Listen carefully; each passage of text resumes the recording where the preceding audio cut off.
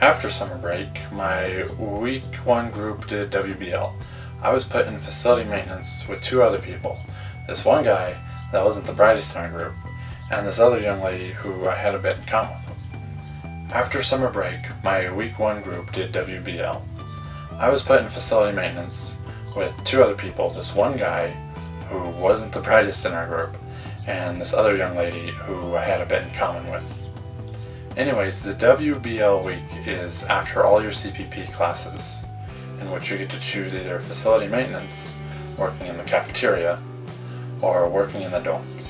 The purpose of WBL is to get you used to working on basic tasks. Also, I have a theory that WBL exists also because the higher-up staff members would rather line their pockets than actually hire janitorial staff. So they use trainees to clean up Job Corps and call it work-based learning, instead of actually getting proper staff. So before we went on summer break, my group chose what our WBL would be in our 4th week. So once summer break was over, I was really glad that I did not choose the cafeteria.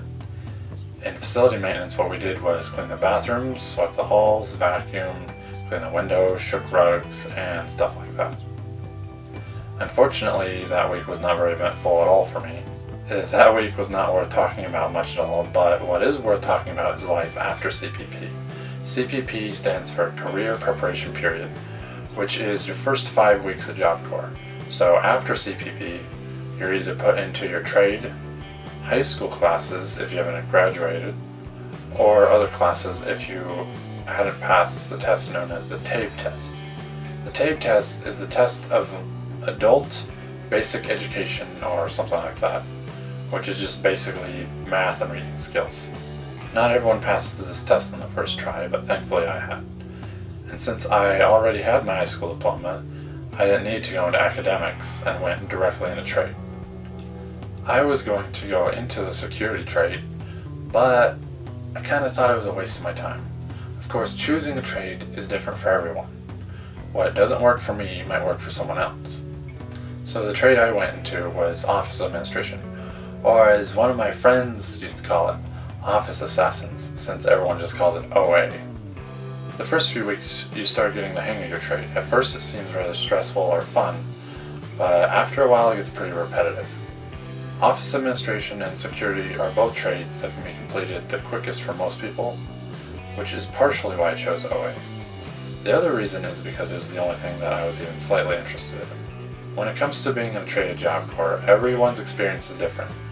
I had a bunch of noisy people in my class, which made it rather difficult to concentrate. I have never really been great at concentrating, unfortunately. Also, every instructor is different. Some are kinder than others, and some are more laid back than others. Most of the ones that were at Job Corps when I was there weren't really mean or anything, even though some were ridiculously strict at times. But pretty much after a while, it gets kind of repetitive, which gives some people like me more motivation to finish the program more quickly. I mean, it's not meant to be fun, but just how repetitive it is gets ridiculous. Which is why I recommend finishing Job Corps as soon as possible, since life there can eventually become unbearable if you're there for too long. That's it for this vlog. Some information you may be interested in knowing is that I re-recorded this vlog. The original one was recorded about a month and a half after I entered my trade, but I re-recorded it for quality purposes. Thanks for watching. If you like this video, please press like. If you'd like to see more Job Corps vlogs in the future, please subscribe. I'll see you next time.